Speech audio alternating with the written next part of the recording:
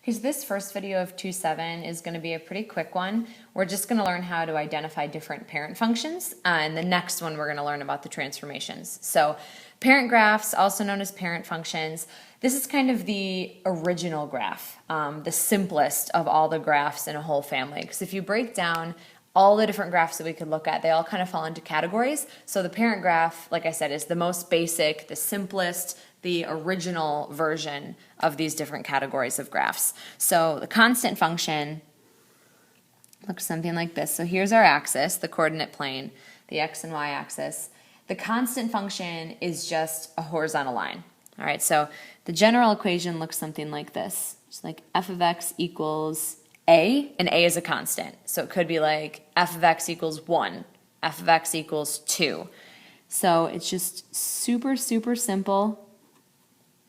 It's just a horizontal line. You could also see like y equals. So this might be the line like y equals 1, something like that. The domain is all real numbers.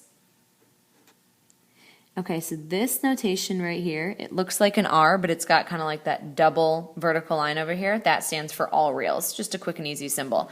And then the range is just a single number. There's only one y value that gets hit here. So the range is just a. Whatever this value is, that's the only value that gets hit.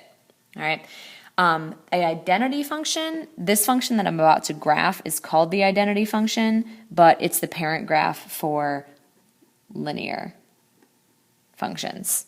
All right, so identity function is this specific one. It's the parent graph for linear functions. So this is the identity function.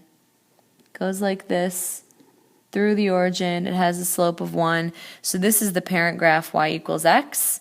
I should have written this is the parent graph y equals 1. Sorry about that. So these come in the form of a line, y equals mx plus b.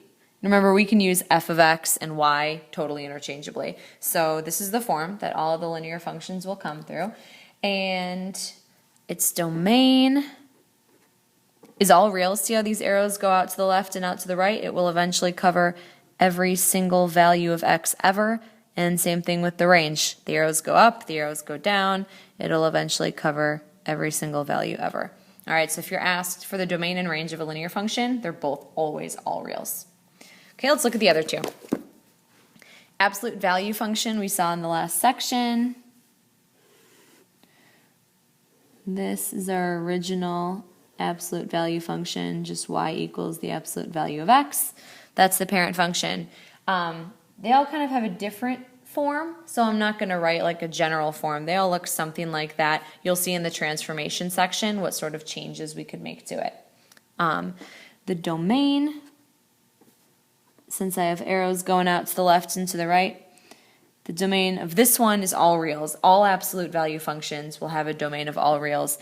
As far as the range goes, the range will change if the function changes, but this one has a low point. It never goes below this point right here. So for this one specifically, we're covering all positive values of y. So it starts at y equals 0, and then it goes up forever after that.